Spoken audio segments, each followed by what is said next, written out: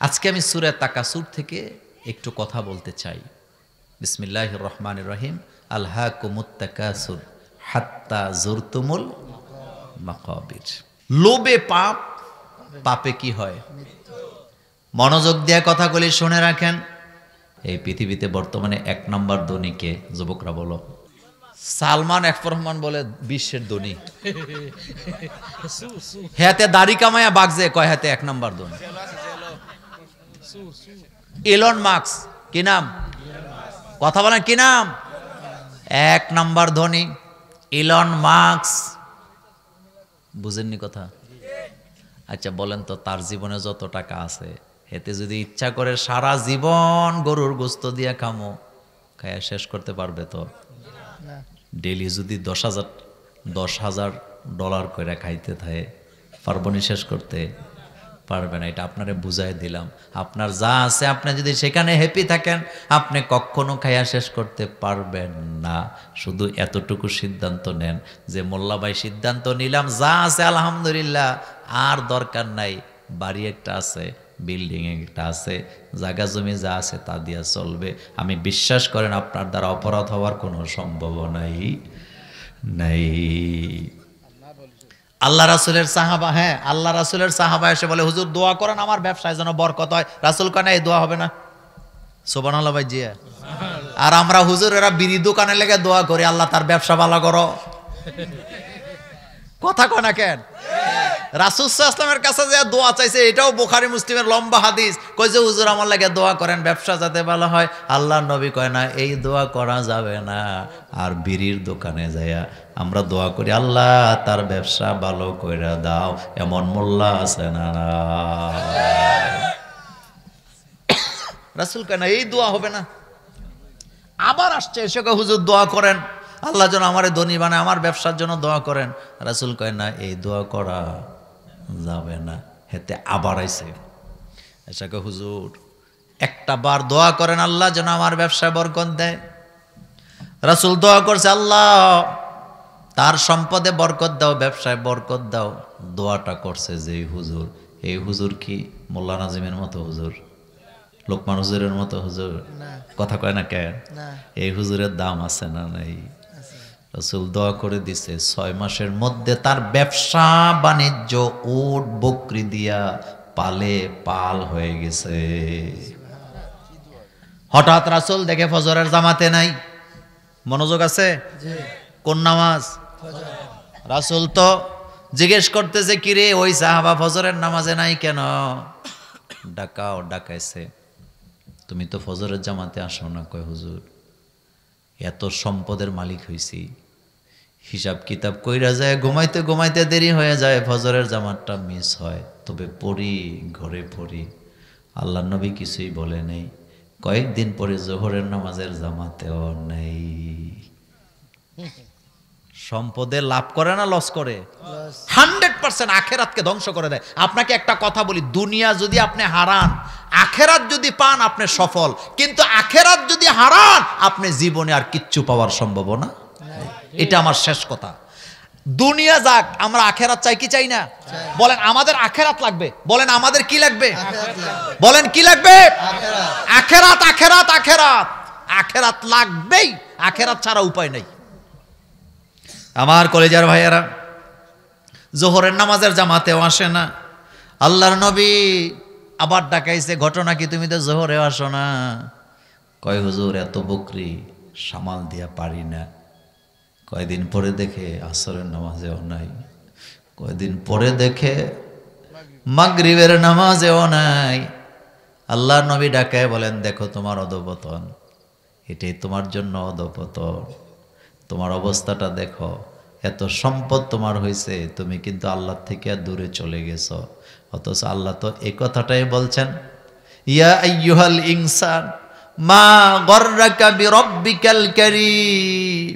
ও মানুষেরা, কোন জিনিস তোমাকে আমার কাছ থেকে দূরে সরায় দিল?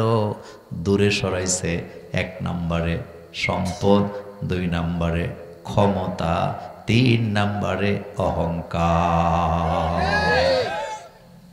ক্ষমতা পাইলে আল্লাহরে বলে, সম্পদ পাইলে আল্লাহরে বলে, অহংকারে হইলে আল্লাহকে ভুলে যায়। কথা কি বুঝাইতে পারলাম? ক্ষমতা পাইলে এই পৃথিবীর ইতিহাস যদি পড়েন আপনি দেখবেন যারে আল্লাহ ক্ষমতা দিছে আল্লাহর কথা আর মনে নেই। কথা না, বেড়াইতে গেছে। কথা ঠিক না? তাইলে সম্পদ, ক্ষমতা, অহংকার কার থেকে দূরে সরায়? আজকে আমি সূরা তাকাসুর থেকে একটু কথা বলতে চাই। বিসমিল্লাহির রহমানির রহিম।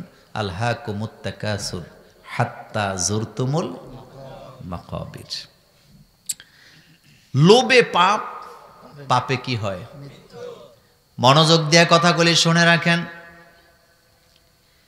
এই পৃথিবীতে মানুষের বয়স যত বাড়ে তার চাহিদাও তত বাড়ে না কমে? বাড়ে। আর চাহিদা যত বাড়ে আমল নামায় গুনাহ তত বাড়ে। একটা লোক রিক্সা চালায় খায়, তার 3টা-4টা বাচ্চা স্ত্রী সহ কামাই করে খায়। একটা পর্যায়ে আছে বেশি চাহিদা নাই, তার চাহিদা হলো যা খাইতে পারি তা কামাই হইলে হইল।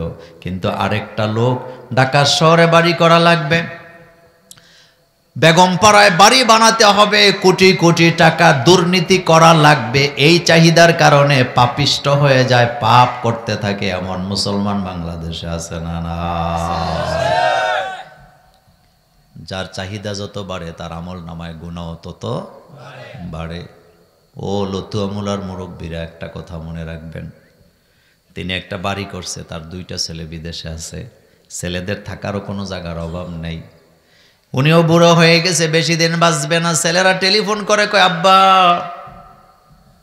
আপনি শুধু নামাজ পড়বেন, আমাদের জন্য দোয়া করবেন, আর কিচ্ছু লাগবে না। হঠাৎ করে মুরব্বী ফজরের নামাজে যায় শুনছে ওনার বাড়ির পাশে 30 শতক জমি বিক্রি হবে।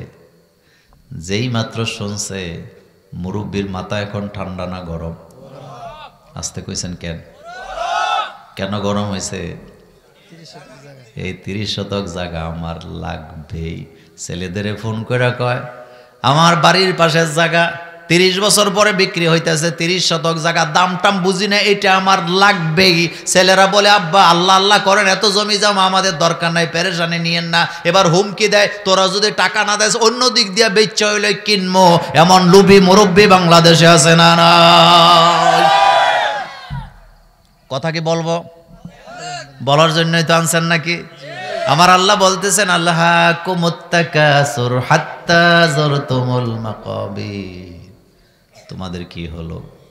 তোমরা সম্পদের প্রতিযোগিতায় লেগে থাকো ততক্ষণ, তোমরা সম্পদের দাম্ভিকতা সুনামের প্রতিযোগিতা করো ততক্ষণ, কবরে চলে যাও না যতক্ষণ। আহারে 2 দিন পরে মারা যাবে, এটা জানার পরেও সম্পদ দেখলে লোভ সামলাইতে পারে না। এমন মানুষ আছে না? এলাকায় সর্দারি মাতাব্বরি করত, লোকেরা খুব ভালো দাম দেয়। কে জানি পাম দিছে, কয় তুমি যদি মেম্বারি দাঁড়াও ফার্স্ট ডিভিশনে পাস, মেম্বারি দাঁড়ায় লাইছে, পাস করে লাইছে। মেম্বার হওয়ার পরে এখন কি হইতে চায়? কথা কেন কেন? চেয়ারম্যান হবে। এখন চেয়ারম্যানও হয়ে গেছে, এখন কি হইতে চায়?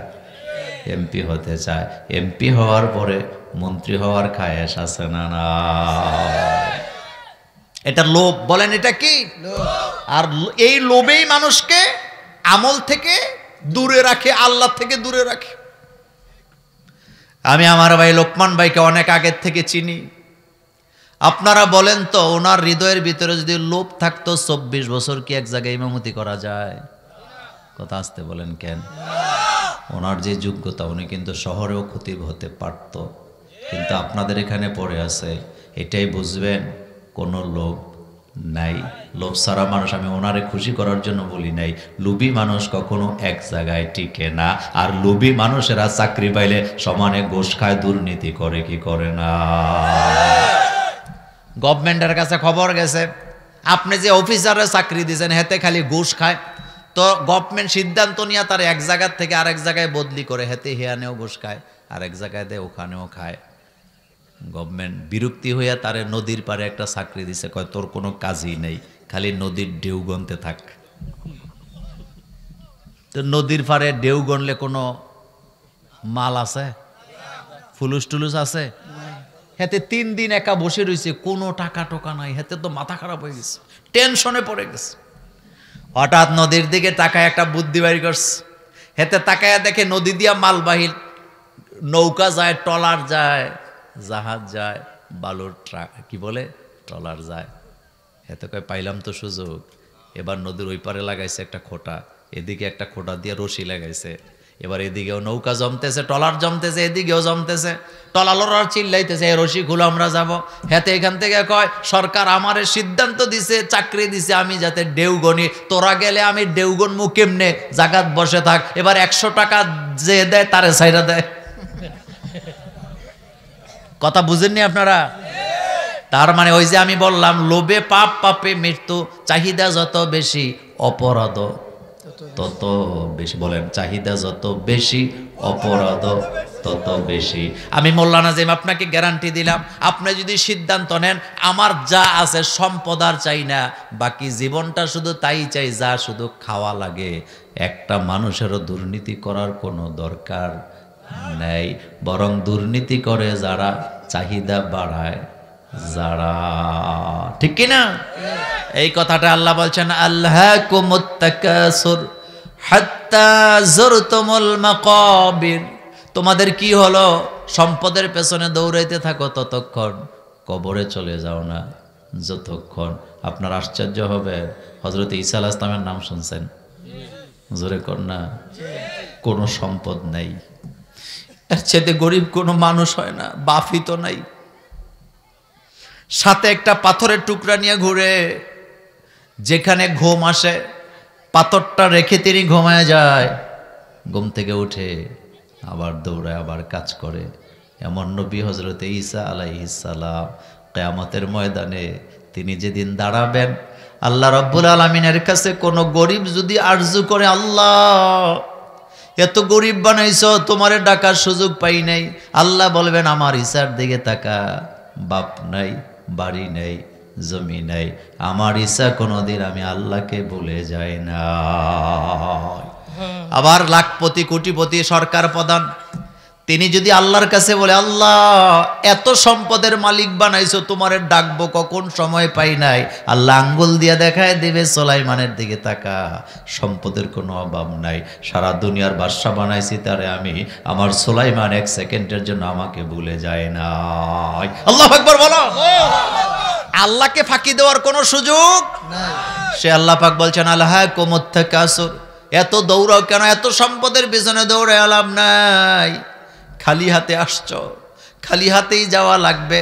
কবিকে সুন্দর করে বলেছেন कैसे कैसे ताजेदारे रानिया शहजादिया, कैसे कैसे ताजेदारे रानिया शहजादिया, तन बदन सब गल गई है शक्ल सूरत क्या हुई। কত রানীদেরকে অলঙ্কার সহ মাটিতে দাফন করা হয়েছে, মাটি খুঁড়ে দেখো একটা হাড্ডিও খুঁজে পাওয়া যাবে না। ও যুবক, কার পেছনে দৌড়াও, কোন দিকে দৌড়াস, কোন দিকে যাও? বাদশা শাহজাহান যেই মমতাজের জন্য তাজমহল বানাইছে, বানাইছে না? মমতাজরে দেখছে 9 বছর বয়সের সময়, শাহজাহানের বয়স যখন 15, মমতাজের বয়স তখন 9। দেখা পাগল হয়ে গেছে, সেই মমতাজরে বিয়ে করে 18 বছর সংসার করছে। কত ভালোবাসতো মমতাজকে। 18 বছরে মমতাজের গর্ভে সন্তান হয়েছে 14টা। কয়টা? আর আমাদের হুজুরদের 2টা 3টা হইলে অনেকে হুজুরদের অনেক বাচ্চা হয়, বলে না? কথা কর না কে? হুজুরদের বাচ্চা তো হবেই, হুজুরা তো যৌবনের হেফাজত করে, তুই তো জেনে হেনে দৌড় দেস।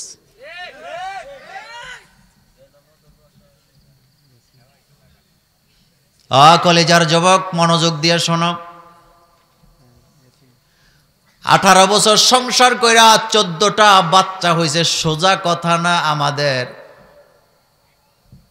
মা বোনের চাইতে মমতাজের দাম কম ছিল না বেশি ছিল? 14 নাম্বার বাচ্চা জন্ম দিতে যায় মমতাজ মারা গেছে রক্তক্ষরণে। আর আমার বাংলাদেশে স্লোগান দেয় ছেলে হোক মেয়ে হোক 2টাই যথেষ্ট, একটা হইলে আরো বালা। এটা আল্লাহর বিরুদ্ধে আইন। আল্লাহ বলছে লা তাকতুলু আওলাদাকুম খাশিয়াতা ইমলাক, নিজের সন্তানগুলোকে হত্যা করে দিও না রিজিকের ভয়ে, কারণ তাদেরকেও রিজিক আমি দেই, তোমাদেরকেও রিজিক আমি দেই। ওই আলোচনা আজকে করবো না, শুধু একটু বলে দিয়ে যাই, যারা এগুলা করো নিজের জীবন নিজে ধ্বংস করলা। কারণ যেই বাচ্চাটাকে তুমি হত্যা করতেছ, ও মায়েরা বোনেরা, যেই বাচ্চাটা নিতে বিরত থাকতেছ, হতে পারে ওই বাচ্চাটা আল্লাহর ওলিও হবে। পারে কি না? একটা কথা মনে রাখবেন, যেই মা যত বেশি নম্র, যত বেশি ভদ্র, সেই মায়ের সন্তানেরা তত বেশি মেধাবী হয়, তত বেশি সাহসী হয়। আমি কথা বুঝাইতে পারি নাই? যেই মা যত ভদ্র, নম্র, পর্দানিসীন, ওই মায়ের ছেলেমেয়েরা তত বেশি সাহসী হয়, তত বেশি মেধাবী হয়। নতুবা আপনি জরিপ করে দেখেন। ঠিক ঠিক। আমার কলেজার ভাইয়েরা, আল্লাহ রাব্বুল আলামিন আমাদেরকে সতর্ক করছেন, আলহাকুমুত তাকাসুর, তোমাদের কি হলো, তোমরা প্রতিযোগিতা করতেছো কেন? ততক্ষণই তো করো, হাত্তা যুরতুমুল মাকাবির। একটা প্রশ্নের জবাব দেন, মুরব্বীরা টাকার মায়া বেশি করে না যুবকেরা করে? কারা করে? কোন মুরব্বী জীবনে বান্ধবীরা জন্মদিনের গিফট দিবনি? দিব? কিন্তু যুবকে হুন্ডা বেচা, কথা কন না কেন, আইফোন দিয়া দেয়, ঠিক কিনা? মসজিদে কালেকশন করতেছে খতিব সাহেব, যুবকেরা যা আছে পকেট থেকে দাম দাম করে দিতেছে, কিন্তু মুরব্বীরা টাকা বাইর করে ঠিক রুমালের ভিতরে 14টা গিরা দিয়া রাখছে, খুলতে লাগে 10 মিনিট। কথা কন না কে? মাছ বাজারে যাইবেন, দেখবেন যুবকেরা বুক পকেটে টাকা খুললা দিয়ে দেয়, কিন্তু মুরব্বী কোন জায়গায়? পাঞ্জাবির পকেট তো দূরের কথা, লুঙ্গির খুঁড়ের ভিতরে। কথা কন না কেন? কোথায়? আপনার তো বয়স বাড়ছে, আমি তো আপনাকে হাসার জন্য কথাটা শোনাই নাই। আপনার তো বয়স বাড়ছে, আপনার তো সম্পদের প্রতি লোভ কমার কথা ছিল, কিন্তু বয়স যত বাড়ে সম্পদের লোভ তত বাড়ে। তার মানে বোঝা গেল আখিরাতের চিন্তা এখনো মাথায় ঢুকাতে পারে নাই। এজন্য আল্লাহ বলছেন আলহাকুমুত তাকাসুর। বুখারীর হাদিসে বিশ্বনবী বলেছেন, ও আমার উম্মতেরা, তুমি যেটা খাও এটা তোমার, যেটা তুমি পরিধান করো এটা তোমার, যেটা তুমি দান করো সেটাও তোমার, যেটা তুমি রেখে যাও এটার মালিক তুমি হতে পারবা না। আল্লাহু আকবার। যেটা তুমি খাও এটা কার? তোমার। বলেন এটা কার? তোমার। কারণ আপনি খাইছ। কুমিল্লাতে এক লোকের সাথে আমার দেখা, লোকটা মরে গেছে, আল্লাহ জান্নাত দান করো। বাজারে যাইতো সবসময় 12টার পরে। কয়টার পরে? 12টার পরে। তো জিজ্ঞেস করলাম 12টার পরে বাজারে যান কেন? কয় মোল্লা ভাই, কম দামে মাছ পাওয়া যায়। বুঝেননি কথা? কি দামে? অর্থাৎ বেচা কিনার পরে মাছটি নরম হয়ে যায়, শেষ মাছ এডি খায়। বিরাট বড় বাড়ি করে দিয়ে গেছে কুমিল্লা শহরে, মরে গেছে। ছেলেরা নামাজও পড়ে না। আমার চোখের দেখার কথা বললাম। কি আত্মাকে দিবেন, খাওয়াবেন? একজন রিক্সাওয়ালা, সে কামাই কইরা পেট পুরাইয়া নিজে খাইয়া বাচ্চাদেরকে যা পারে খাওয়ায়, আর কোটি টাকার মালিক সারা দিনে এক বেলা রুটিও খাইতে পারে না। এমন বড় লোক আছে না? 12টার আগে নাস্তা কপালে জুটে না, তাও অফিসে যাইয়া চা দিয়া পরোটা ভিজাইয়া খায়। কথা কর না কেন? আর গরিব লোকেরা ফজরের নামাজের পরে এক প্লেট নাই। রিজিক কে দিছে? আল্লাহু আকবার বলেন। রিজিক কে দিছে? কোটি কোটি টাকার মালিক বিয়ার অনুষ্ঠানে খাইতে বইলে 2টা গোস্ত খাইতে পারে না, কিন্তু আমার দেশের গরিব লোকের দাওয়াত দিয়া দেখেন 3 ফেলা নাই। রিজিক কে দেয়? আবার কোটিপতি ওলাই 1 টুকরা খাইয়া হেতে পায়খানা দৌড়াদৌড়ি করে। কথা কর না কেন? কয় চর্বি বেশি আছিল। আর আমার গরিব লোকদেরকে আল্লাহ এত ভালোবাসেন, চর্বি যত খায় শক্তি তত বাড়ে। কে বরকতটা কে দিছে? রাসূল বলছেন যা খাইছো এটা তোমার। 2 নম্বরে রাসূল বললেন যেটা তুমি পরিধান করো এটাও তোমার। এটা কার? এমনও মানুষ আছে পাঞ্জাবি গায়ে দিত না, কাঁধে লইয়া লইয়া ঘুরে। এমন লোক আমাদের বাংলাদেশে। ছোটবেলার কথা, স্কুলে পড়তাম, প্রাইমারি স্কুলে। দেখ মুরব্বী কাদের মধ্যে পাঞ্জাবি নিয়ে বাজারে যায় প্রতিদিন। তো দাদা ডাকতাম, ছোট আসিলাম তো। একদিন কইলাম যে আপনি পাঞ্জাবি কাঁধে লুয়ে ঘুরেন কেন? কয়টা বুঝবা না? তো বললেই তো বুঝি। কয় শোনো, বুঝবা কেমনে, এটার বয়স 20 বছর। আমি হাসি দেয়া কইলাম দাদা ভাই কেমনে কি? কয় গাও দেই না এই জন্য ছিঁড়ে না। এমন লোক আছে না নাই? অথচ রাসূলের উপরে 2 নাম্বার ওহী ছিল, ওয়াসিয়াবাকা ফাতাহির, নবী গো আপনি আপনার কাপড় চোপড় ঠিক করেন। ইয়া বানি আদম খুযু জিনাতাকুম ইনদা কুল্লি মসজিদ, ও বনি আদমের সন্তানেরা মসজিদে যাওয়ার সময় সাজগোজ করে পোশাক আশাক পরে যাও। আর পোশাকটা ঠিক মতো গায়ে দেয় না, সারাদিন খালি গায়ে হাঁটে, এমন বোকাও আছে না না?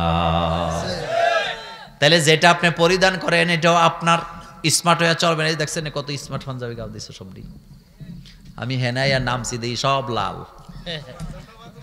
আমি বুঝছি যে এডি হেডি আমার লাগে অপেক্ষা করতেছে।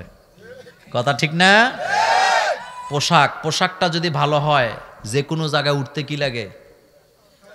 সাহস লাগে না? রাসূল সাল্লাল্লাহু আলাইহি ওয়াসাল্লামের পোশাক দেখে অনেকে কালিমা পড়ে মুসলমান হয়েছে। আমার রাসূলের জামা কাপড়ে কখনো ময়লা ছিল না। কাবার চত্বরে ওই যে কাফেরারা বলছে, ওয়াকালাল্লাযীনা কাফারু লা তাসমাউ লিহাযাল কুরআন, কাফেরারা কয় মুহাম্মদ সাল্লাল্লাহু আলাইহি ওয়াসাল্লামের কাছে যাবা না, কোরআন শুনবা না। এটা একটা পাগল। এটা কি? লোকেরা বীর করছে পাগল দেখার জন্য। লোকেরা তো পাগল চিনে, পাগলের তো জামা কাপড়ে ময়লা থাকে। তারা আসার সময় কানের ভিতরে আঙ্গুল দিয়ে আসছে, কোরআন শুনবে না, শুধু পাগলটা দেখবে, পাগলটা কেমন। কাবার চত্বরে জড়ো হয়েছে হাজার হাজার মানুষ, তাকায় দেখে মাকাম ইব্রাহিমের পাশে একজন দাঁড়ানো। কি পাগল তারা বিশ্বাস করবে? তাকায়া দেখে মনে হয় যেন পূর্ণিমার চাঁদ মাটিতে নেমে এসেছে। কত সুন্দর ছিল। ইবনে আব্বাস রাদিয়াল্লাহু তাআলা আনহুমা বলেন, আমি রাসূলের সাথে রাতের বেলা ঘুমাইলাম। রাসূল ঘুম থেকে জাগলেন, আমার কাছে মনে হলো যেন একটা আলো আমার কাছ থেকে উঠে চলে যাচ্ছে। আমি জাগলাম, রাসূলের পিছে পিছে যাচ্ছি, রাসূল যাতে টের না পায়। আমি দেখতে পেলাম রাসূল ওযু করতেছে, আমিও লুকায়ে ওযু করলাম। আল্লাহ রাসূল তাহাজ্জুদের নামাজে দাঁড়াইছে, আমি আব্বাস রাসূলের পেছনে তাহাজ্জুদে দাঁড়ালাম। নবীজি তেলাওয়াত শুরু করে দিলেন, কাঁদতেছেন, তেলাওয়াত করতেছেন সূরা বাকারা। আল্লাহ রাসূল ফাতিহা পড়ার পরে সূরা বাকারা তেলাওয়াত করলেন। আমি মনে মনে এত মজা পাচ্ছিলাম, কাঁদতেছিলাম, আর মনে মনে ভাবছিলাম আল্লাহ তোমার হাবিব যেন কোরআনের তেলাওয়াতটা থামায়া না দেয়। আমি ভাবছিলাম রাসূল বোধহয় সূরা বাকারা পড়ে রুকুতে যাবে, কিন্তু না, রাসূল সূরা বাকারা শেষ করে রুকুতে যান নাই, আল ইমরান তেলাওয়াত শুরু করলেন। আল ইমরান পড়তেছে, আমি ভাবলাম রাসূল বোধহয় এবার রুকুতে যাবে, কিন্তু যায় নাই, রাসূল সূরা নিসা তেলাওয়াত করে এরপরে রাসূল রুকুতে গেলেন। আমার কাছে মনে হলো যেন তাহাজ্জুদের নামাজ লম্বা হইলে, ফজরের সময় না আসলে রাসূল কেরাত ছেড়ে দিত না। আর আমার দেশে জুমার নামাজে বক্তৃতা লম্বা হইলে গড়ির দিকে বারবার তাকায়, এমন মুসল্লি লতুয়া মুরানা।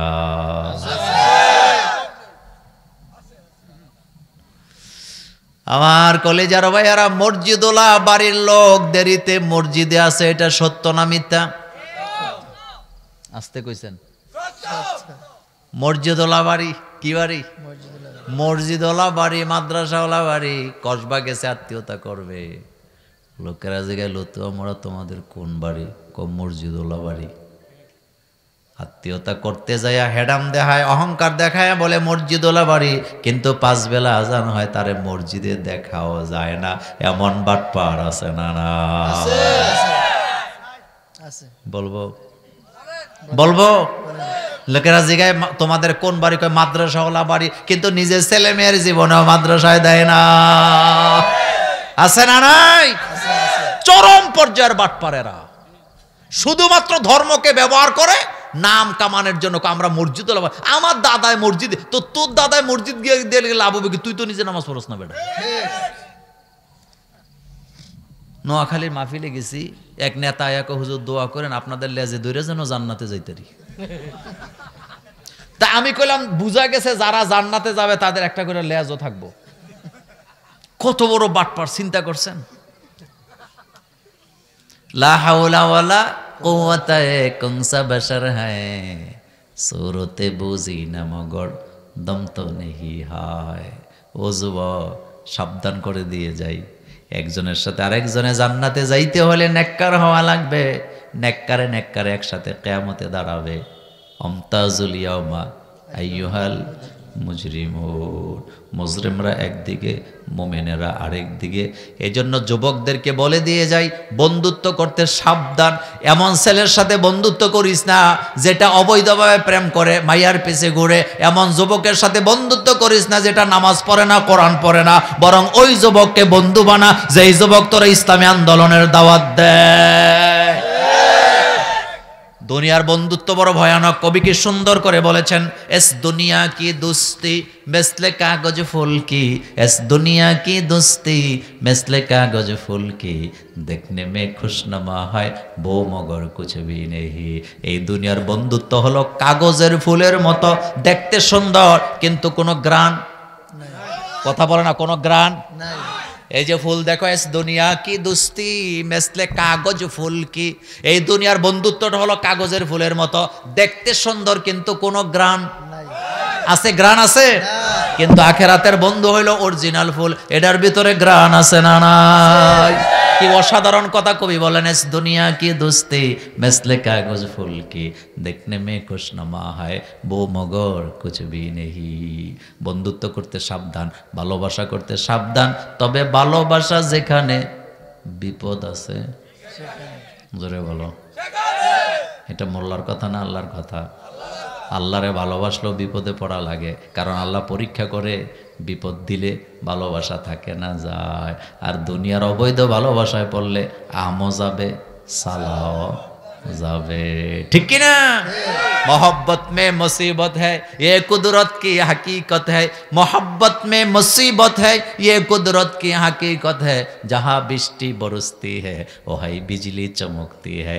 কবি বলতেছে মহব্বতেই মুসিবত, ভালোবাসলেই মুসিবতে পড়া লাগবে। নতুবা তুই ট্রাই করে দেখ, যদি প্রেমে পড়স নিশ্চিত সেকা খাবি, সেকা খাইলে ডিপ্রেশনে যাবি, ডিপ্রেশনে গেলে নেশাও তুই ধরবি।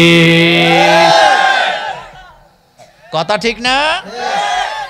আল্লাহর হস্তে দূরে থাক। ভালোবাসা যদি করতে হয় কার সাথে? আল্লাহ। পাদশাহ মালে মস্তে মা গরিবে হালে মস্ত, পাদশাহ মালে মস্তে মা গরিবে হালে মস্ত, খুবে রোয়া নাজে মস্তে আশেকা দিদারে মস্ত। আল্লাহর পাগল হ, আল্লাহর জন্য তাহাজ্জুদে দাঁড়া। আমার আগের বক্তা বলে গেছে, যেই যুবক যৌবন বয়সে ইবাদত করে আল্লাহর আরশে আজিমের নিচের ছায়াটা তার জন্য আছে না নাই? আল্লাহু আকবার বলো মিয়া। ও যুবক, কার পিছনে দৌড়াস? কারে তুই বন্ধু বানাইছ? ওই যুবকরে বন্ধু বানা যেই যুবক ফজরের সময় ধরে ফোন করে বলে, দোস্ত ঘুম থেকে জাগ্রত, আর মাত্র 10 মিনিট জামাতের আছে। ওই দোস্তরে বন্ধু বানাইস না যেই দোস্ত তোরে কয় চল একটু বর্ডারের থেকে ঘুরে আসি। বর্ডার এখান থেকে কদ্দূর? কাছে। কথা কন না কেন? বাংলাদেশের বর্ডার গুলাতে গাঁজা নাই? আছে হ্যাঁ আছে আছে আছে আছে আছে আছে আছে। ভালো, খাইয়েন। সিদ্ধি খাইলে বাবুর দেখছেন মুখস্থ করে রাখছে, সিদ্ধি খাইলে কতবারে হাতে গাজা টাইনা ঘরে যায় বউরে আম্মা দরজা খুলাইছি। বুদ্ধি বাড়ছে না কমছে? দুধ খাইলে বুদ্ধি বাড়ে, বলত কি খাইলে বুদ্ধি বাড়ে? আর বাংলাদেশের মুরব্বীরা দুধ বেচে বিড়ি কিনে না। পুলিশেরা বোধহয় বিড়ি টিড়ি খায় না। হ্যাঁ হ্যাঁ। হ্যাঁ, কুমিল্লা ওই যে বাদশামিয়ার বাজারের মোড়ে পুলিশ একটা বিড়ি টানতে, সিগারেট খাইতেছে। তা আমি সামনে দিয়ে যাই, আসসালামু আলাইকুম। উনি দেখার পরে বিড়ি পেছনে নিয়ে উপরে দিয়ে ওয়ালাইকুম সালাম। মানে ভদ্র আছে যাতে দুয়াটা আমার গায়ে না লাগে। বুঝেননি কথা? আমি কি 100 টাকা দেন? কয় হুজুর এটা কি কথা বুঝে নাই প্রথম। আমি কি 100 টাকা দেন? পরে খুশ হয়েছে, কয় হুজুর আর খাইতাম না, আমি কেনা হবে না, 100 টাকা দেন। কারণ বাংলাদেশের সরকার আইন করছে প্রকাশ্যে সিগারেট খাইলে ধূমপান করলে কত। একটা কষ্টের কথা বলি আপনাদেরকে, আমি ভুটান সফরে গেছিলাম। ভুটান কোনো মুসলমান নাই, একটা মসজিদও সেখানে নাই, কিন্তু আশ্চর্য হবেন আমি 9 দিন সেখানে ছিলাম, একটা লোকেরে প্রকাশ্যে একটা সিগারেট খেতে দেখি নাই। পৃথিবীর 10টা সুখী দেশের একটা ভুটান, আমাদের কাছে কিন্তু একবারে। কোন দেশ বলছি? অমুসলিম দেশ। প্রকাশ্যে একটা সিগারেট খেতে দেখি না, 9 মাস ছিলাম। আর কি বলো 9 দিন।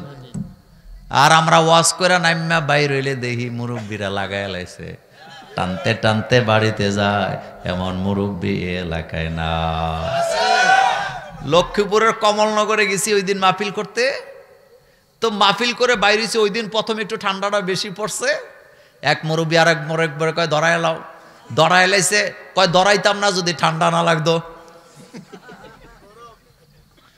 এমন খাওয়াই না নেই। আচ্ছা বলেন তো, আমাদের খতিব সাহেব যদি বিড়ি খায় কেমন লাগবো? কথা কন না কেন? আপনি সমালোচনা করবেন না না, কিন্তু আপনি খান, আপনি ফেরেশতা, আপনি খাইলে কোনো সমস্যা নেই। এক তো চুরি আরো করে, সিনা চুরি। আপনি অপরাধ করতেছেন, আবার আপনি বুক ফুলায় বলতেছেন আমরা করলে করি, হুজুররা করতো কেন? তো হুজুর তো সিগারেট খায় না, আপনি খান কেন? কোন নবী তো সিগারেট খায় নাই। খাইছে? খাইছে? লালনের আখড়ায় গেছিলাম। লালনের নাম শুনছেন তো? মমতাজের ফিসাব। আর কি কার ফিসাব? তো গেছি, যাওয়ার পরে ঘুরে গাড়ে দেখলাম 10 টাকা করে টিকিট, একটা কি বানায় রাখছে জাদুঘরের মতো। 10 টাকার টিকিট দিয়ে ভিতরে ঢুকিয়ে প্রথমে দেখি এত বড় একটা পাতিল, এরপরে দিয়ে একটা হুক্কা সাজায় রাখছে। আপনারা হুক্কা কি বলেন? দাবা বলে অনেক এলাকায়। হুক্কা হুক্কা হুক্কা। এখন তো হুক্কা নাই, আগে টান দিত, কুরকুরে আওয়াজ হইত। এত, হ্যাঁ তামাক, এত বড় হুক্কা। তা আমি তারে কইলাম 10 টাকা নিলি বেটা হুক্কা দেখানে লেগা। কয় হুজুর খাইছে হুক্কা, দেহা মুখে দেখে চলে যান। আমার কলিজার ভাইয়েরা, কোন মুমিন কখনো পচা জিনিস খাইতে পারে না, হালাল হইলেই হবে না। হালালান তাইয়্যিবা কথাটা নাযিল করছে কে? আল্লাহ তো বলতে পারতেন হালাল খাও, হালাল বলে নাই। হালালের পরে তৈয়বান শব্দটা আল্লাহ ব্যবহার করছে। শুধু হালাল হইলে হবে না, খাবারটা পবিত্র হওয়ার দরকার আছে না নাই? অথচ পচা জিনিস খাইয়া নিজের মুখটাকে নষ্ট করি, এমন বোকা মানুষ আছে না নাই? আল্লাহ যেন আমাদেরকে হেফাজত করে, আমরা বলি আমিন। তো বলতেছিলাম, দুনিয়াতে চাহিদা যত বাড়বে অন্যায় তত বাড়ে। বাড়ে কিনা? একটা লোক যদি অবৈধ ব্যবসা করে, বুঝবেন সে লোভে পড়ছে। একটা লোক যদি ঘুষ খায়, আপনি বুঝবেন সে লোভে পড়ছে। একটা লোক যদি মিথ্যা কথা বলে, আপনি বুঝবেন সে লোভে পড়ছে। একটা লোক যদি মানুষকে ধোঁকা দেয়, আপনি বুঝবেন লোকটা লোভে পড়ছে। কারণ লোভে না পড়লে মানুষ কখনো অন্যায় করে না। তার মাথায় চিন্তা থাকে যা খাবো হালাল খাবো, যদ্দুর আছে আলহামদুলিল্লাহ, এর চেয়ে বেশির দরকার নাই। এটা বলে যারা কখনো অন্যায় করতে পারে না। সে আল্লাহ পাক বলছেন, আলহাকুমুত তাকাসুর হাত্তা যুরতুমুল মাকাবির। ও বান্দা, তোমার কি হলো? তুমি অন্যায় করতেছ, তুমি অপরাধের দিকে দৌড়াইতেছ, তুমি সম্পদের পেছনে প্রতিযোগিতা করতেছ, ততক্ষণ কবরে চলে যাও না। যতক্ষণ কবরে চলে যাওয়ার পরে আর তো নিজের সংশোধন করার কোনো রাস্তা নেই। তাহলে এই পয়েন্টে আমার কথা শেষ। যদি আমরা সিদ্ধান্ত নেই যে আমার যা আছে এরপরে আর সম্পদের কোনো দরকার নাই, বাকিটা খাবো, পড়বো, দান করব, আমি আপনাকে গ্যারান্টি দিব আপনার চাইতে সুখী মানুষ দুনিয়াতে কেউ নাই। কিন্তু আপনার একটা দোকান আছে, আপনি যদি আরেকটা করতে যান, জীবনে আপনি ওই দোকানের লাভ দিয়ে পারবেন না। আপনাকে সুদে টাকা নেওয়াই। শত্রু তো আপনাদের এলাকায় নাই। হাওলাত চাইলে পাওয়া যায় না, কিন্তু সুদে চাইলে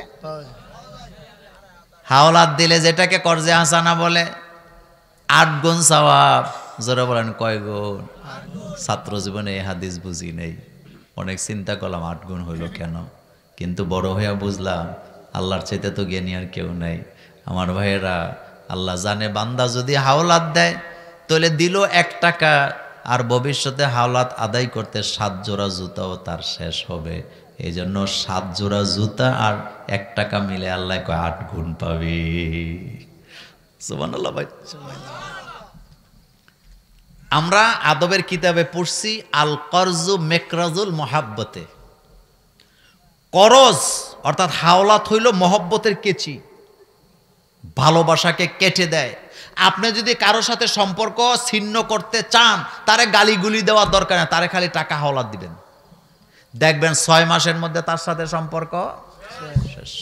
দুঃখের কথা বলার লোকও খুঁজে পাবেন না।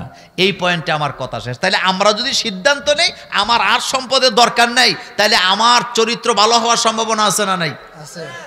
এরপরের কথা আল্লাহ পাক বলছেন, কাল্লা সায়ালামুন, বান্দারে আমি কিন্তু তোর অবশ্যই জানায় দিব তোর অবস্থাটা কি। দুঃখের কথা, কষ্টের কথা বলবেন কাকে? আরো জোরে বলেন। আমরা বলি কার কাছে? বুঝি না। মা বোন আছে কিছু, ওনার খালতো বোন, মামতো বোন, বান্ধবী ওনার বাড়িতে বেড়াইতে আসে, আজকে তোরে যাইতে দেব না, সারা রাত থাক, হৃদয়ের কষ্টগুলো তোর কাছে বলবো, একটু হালকা হমো। অথচ একবার বুঝে না, যার কাছে দুঃখ বলতেছে তার জীবনের দুঃখের শেষ নাই। দুঃখ যদি বলতে হয় কার কাছে বলবেন? আল্লাহ ছাড়া আপনার দুঃখ হালকা করার কেউ নাই।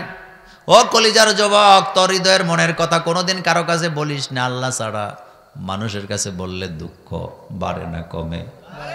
হযরত ইউসুফ আলাইহিস সালাম স্বপ্নে দেখছেন, বাপের কাছে যায় বলতেছে, ইয়া আবাতি ইন্নী রাআইতু আহাদা আশারা কাওকাবা ওয়াশ-শামসা ওয়াল কমারা রাআইতুহুম লি সাজিদিন। আব্বা, আমি স্বপ্নে দেখছি তারকারা, চাঁদ, সূর্য আমাকে সেজদা দিয়ে আছে।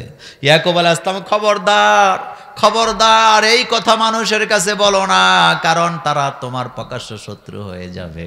এখন আপনাদের কাছে জানতে চাই, ইউসুফ আলাইহিস সালাম সহজ সরল মানুষ, ছোট মানুষ, বুঝে নাই। যখন ভাইদের কাছে বলছে, বিপদ বাড়ছে না কমছে? বাড়ছে না কমছে? কেমন বাড়ছে? ভাইয়েরা সিদ্ধান্ত নিছে তাকে হত্যা করা লাগবে। ও যুবক, ও কলিজার মায়েরা, বোনেরা, যারা শুনছো আমার কথা, দুঃখের কথা মানুষের কাছে বইলো না। তুমি অভাবে আছো, ঋণগ্রস্তে আছো, হাইটা হাইটা মানুষের কাছে বইলো না, বললে দুঃখ আরো বাড়বে। তোমার কেউ হাওলা তো দিবে না, দিলেও তোমার একবারে দিয়ে দিবে। দুঃখের কথা, হৃদয়ের কথা একটা জায়গায় বলো, তিনি ছাড়া তোমার কষ্ট কেউ দূর করতে পারে না। সেই জায়গার নাম কি? হর গাড়ি দে দেনে কি তৈয়ার হ্যাঁ। খেয়াল করেন, হর গাড়ি দে দেনে কি তৈয়ার হ্যাঁ, जो ना मांगे उससे तू बेजार है। 24 ঘন্টা আল্লাহ জুরি নিয়ে বসে আছে। সুবহানাল্লাহ পড়েন। সুবহানাল্লাহ। 24 ঘন্টা আল্লাহ জুরি নিয়ে বসে আছে, বান্দারে আমার কাছে চা, উদউনি আস্তাজিব লাকুম, আমাকে ডাক, আমি তোর ডাকে সাড়া দিয়ে দিব। রাত যত গভীর হয়, মায়েরে ডাকলে মা বিরক্তি হয়, বাপেরে ডাকলে বাপ বিরক্তি হয়, কিন্তু রাত্র যত গভীর হয়, কারে ডাকলে খুশি হয়? সুবহানাল্লাহ পড়েন। কারে ডাকলে খুশি হয়? একটু ডাকেন, লা ইলাহা ইল্লাল্লাহ, লা ইলাহা ইল্লাল্লাহ, লা ইলাহা ইল্লাল্লাহ মুহাম্মাদুর রাসূলুল্লাহ সাল্লাল্লাহু আলাইহি ওয়াসাল্লাম। এই কষ্টের কথা বলবেন কাকে? যুবক, তোর লেখাপড়া ভালো হয় না, চাকরি নাই, বেকার অবস্থায় আছ, কারো কাছে দুঃখ বলিস না, আল্লাহর কাছে গোপনে গোপনে বল। তোর রব এত ক্ষমতার অধিকারী, তিনি যে কোনো সময় তোর ভাগ্যটার পরিবর্তন করবে, তবে সাথে সাথে দিবে না। তোর ধৈর্যের পরীক্ষা আল্লাহ নিবেই। আল্লাহর কাছে চাইলে আল্লাহ ধৈর্যের পরীক্ষা নেয়, বান্দা কতক্ষণ চায় আর পরে দেয়। আমরা সহ্য হয় না, 1-2 বার চাইয়া বাড়িতে যেয়ে বসে থাকি। আপনার ঘরে ছেলে মেয়ে আছে না নাই? ছেলে মেয়ে কিছু চাইলে সাথে সাথে দিবেন না, তাদেরকেও ধৈর্য শিক্ষা দিবেন। ছেলে মেয়েদেরকে আমরা চাইতে চাইতে দেই, এটা ভালো না খারাপ? ভয়ানক খারাপ। তাকে আপনি ধৈর্য শিখান নাই। বাচ্চাটা কান্না করতেছে কোনো জিনিসের জন্য, তাকে একটু ধৈর্য ধরাবেন, সাথে সাথে দিবেন না। একটা চিপস চাইলে 10টা কিনে দেয়, এরকম মা বাবা আছে না? আপনি ভুল করলেন, ধৈর্য শিখাবেন তাকে। বাচ্চাদের সাথে 3টা আচরণ কখনো করবে না। 1 নাম্বার আচরণ, চাইতে চাইতে বাচ্চাকে কিচ্ছু দিবেন না। 2 নাম্বার, বাচ্চাকে কখনো গালি দিয়েন না। আমার দেশের কত ভালো মা বাপ নিজের ছেলে মেয়েরা কয় কুত্তার বাচ্চা। আপনাদের এলাকায় বলে না আছে কি এর বাচ্চা? আচ্ছা, এত দূরে যাওয়ার দরকার নেই। আপনি যদি আপনার বাচ্চারা বলেন কুকুরের বাচ্চা, তো কুকুরটাকে তো এটা বুঝেন না, এত বোকা আমি। আপনি বাচ্চাকে গালি দিতেছেন বানরের বাচ্চা, তো বানরটাকে। খবরদার, বাচ্চাকে কখনো এভাবে গালি দিয়েন না। 3 নাম্বার, বাচ্চাকে কখনো বদদোয়া দিয়েন না। কারণ মা বাপের দোয়া যেমন ডাইরেক্ট কবুল হয়, মা বাপের বদদোয়া ডাইরেক্ট কবুল। বনি ইসরায়েলের একজন আল্লাহর ওলি ছিল জুরাইজ, বিখ্যাত হাদিস বুখারীতে। কি নাম? জুরাইজ কি নাম? জুরাইজ জুরাইজ আল্লাহর ওলি ছিল, সোজা কথা না। পাহাড়ের উপরে আল্লাহর ঘর বানাইয়া আল্লাহকে ডাকে সেখানে। একদিন জুরাইজ নামাজ পড়তেছে, জুরাইজের মা ডাক দিছে, জুরাইজ। জুরাইজ টেনশনে পড়ে গেছে। জুরাইজ বলছে, আল্লাহ, একদিকে আমার নামাজ, আরেক দিকে আমার মা।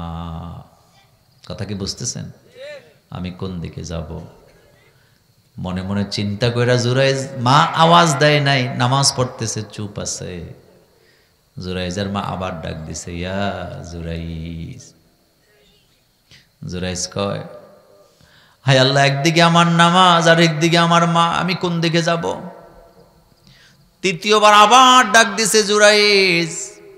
জুরাইজ আওয়াজ দেয় নাই। মা রাগ করে আল্লাহকে বলতেছে, আল্লাহ, আমার জুরাইজ আমার ডাকে সাড়া দেয় নাই, তাকে তুমি বেশ্যার চেহারা না দেখাইয়া মৃত্যু দিও না। দোয়া কি জমিনে আছে না আকাশে চলে গেছে? আরশে আজিমে চলে গেছে। লম্বা হাদিস, পুরাটা বলবো না। এবার জুরাইজের মা বদদোয়া দিছে।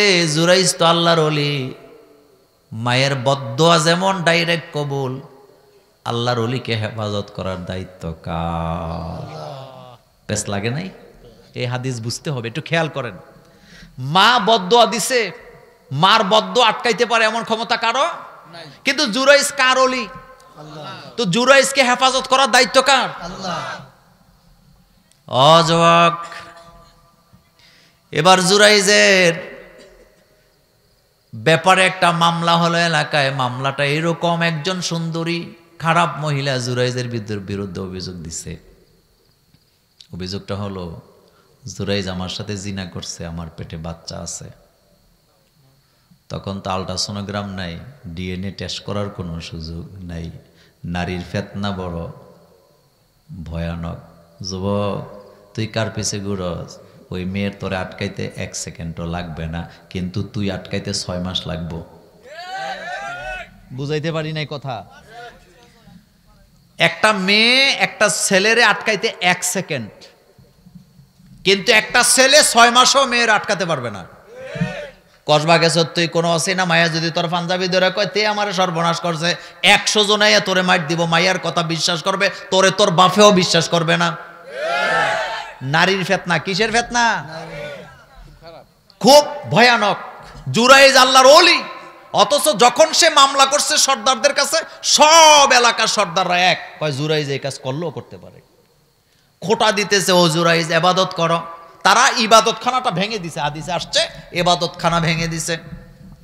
জুরাইজ এবার বলতেছে, আমার অপরাধ কি? কয় তুমি জিনা করেছো, এই মেয়ের পেটে বাচ্চা।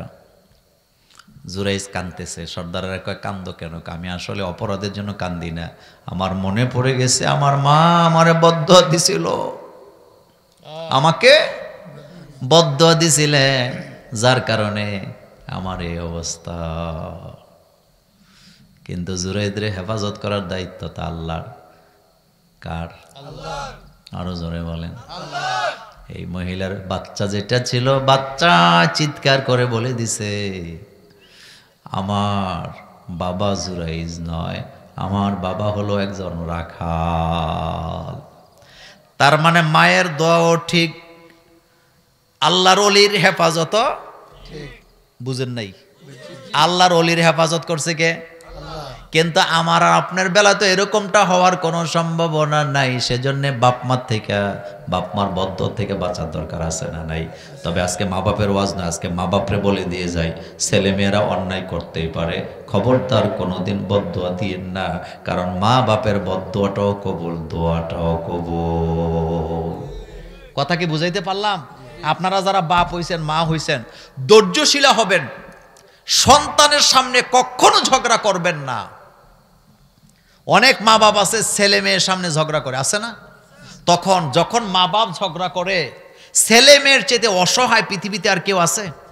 এই পৃথিবীতে যতগুলা তালাক হইছে, স্বামী স্ত্রীরা যতটা না সাফারার, বাচ্চাগুলো তার চাইতে কোটি গুণ বেশি সাফারার।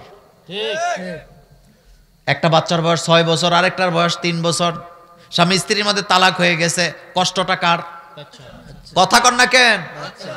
এই জন্য রাসূল, আল্লাহ রাসূল তালাককে পছন্দ করেন না। আমার দেশে তালাকগুলাও সুন্নতি কায়দায় হয় না। ঝগড়া লাগলে এক দাঁড়ানিতে বউরও তালাক দেয়, বউর মায়েরও দেয়, নানিরও দেয়। কথা কন না কে? আর কি ফতুয়া কয়, রাগের মাথায় তালাক দিলে তালাক হয় না। তো রাগের মাথায় বিষ খাইলে মানুষ মরবে না? আরে বেটা, রাগের মাথায় তালাক কেন? তালাকে তো ভয়ানক জিনিস। তালাকে কেনায় একটা আছে না হুজুর, ইশারায় তালাক দিলেও তালাক হয়ে যাবে। খবরদার। মুরাদনগরে এক মসজিদে জুমা পড়াইতাম, সকালবেলা আগে তো বেবি ট্যাক্সি আসছিল, মনে আছে না আপনাদের? কি আছিল? এক বেবি ট্যাক্সি ওলা ড্রাইভার আইছে তালাকের মাসালা জানতে, তার বউ লই আইছে, আরো লোকজন আছে। তখন হুজুর, আমি বেবি ট্যাক্সি চালাই মুরাদনগরে, বউ রান্না বান্না করে নাই, কথা শোনে না, বাড়িতে আসছি, আইসা তালাক মাইরে দিছি। বউ কয়, হুজুর আমারটা আগে শোনেন। বললাম কি? কয়, হুজুর তালাক তো আমারে একা দেয় নাই। কয় কারে দিছে? কয় আমারে দিছে, আমার মায়েরে দিছে, আমার নানিরও দিছে। বললাম হেডা আবার কেমনে?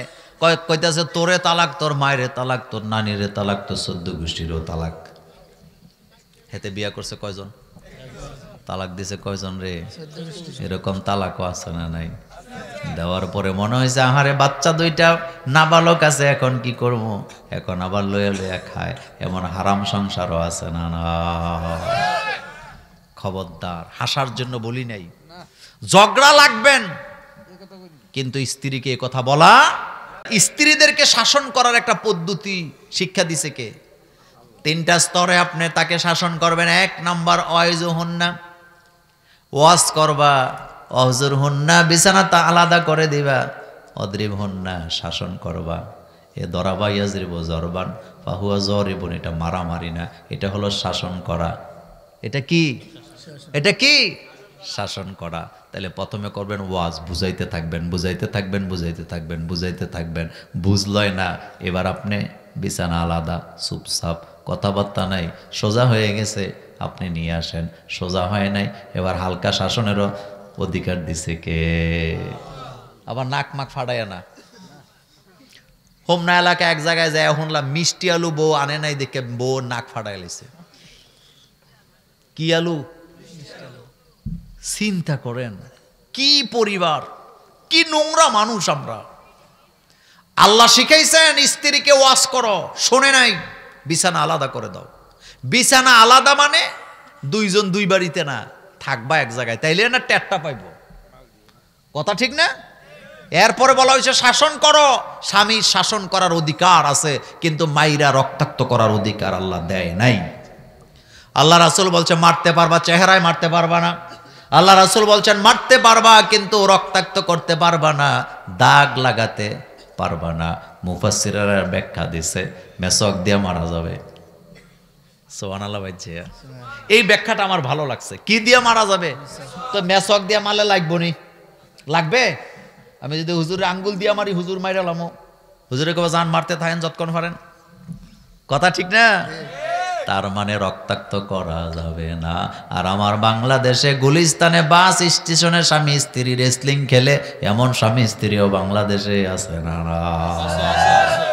হুন্না লিবাসুল্লাকুম ওয়া আনতুম লিবাসুল্লাহুন্না।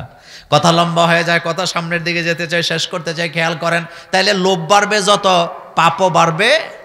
কথা কয় না? পাপও বাড়বে, লোভ যদি সামলাইতে হয় দুনিয়াকে ছাড়তে হবে। দুনিয়া ছাড়া মানে আপনার ঘর থাকবে না, বাড়ি থাকবে না, এটা কিন্তু আমি বলি নাই। আপনার একটা বিল্ডিং আছে, আপনার একটা ব্যবসা আছে, এখানে থামেন, সামনের দিকে আর যাওয়ার চেষ্টা করেন না। ইয়া আইয়ুহাল ইনসান মা গররাকা বিরব্বিকাল কারীম, ও দুনিয়ার মানুষেরা কোন জিনিস তোমাকে তোমার রবের কাছ থেকে দূরে সরায় দিল? আমার কলিজার ভাইয়েরা, এটাই আমার শেষ কথা। তাহলে আখিরাত আমাদের দরকার আছে না নাই? এই কথাটা আল্লাহ বলেন, আলহাকুমুত তাকাসুর হাত্তা যুরতুমুল মাকাবির। ও বান্দা, প্রতিযোগিতা করো না, সম্পদের দিকে দৌড়ায়ও না। কেন দৌড়াও? কবরে না যাওয়া পর্যন্ত দৌড়াইতে থাকো, বরং কবরের জন্য সামানা তৈরি করার দরকার আছে না? আল্লাহ যেন আমাদেরকে কবুল করেন, আমরা বলি আমিন। আমার কলিজার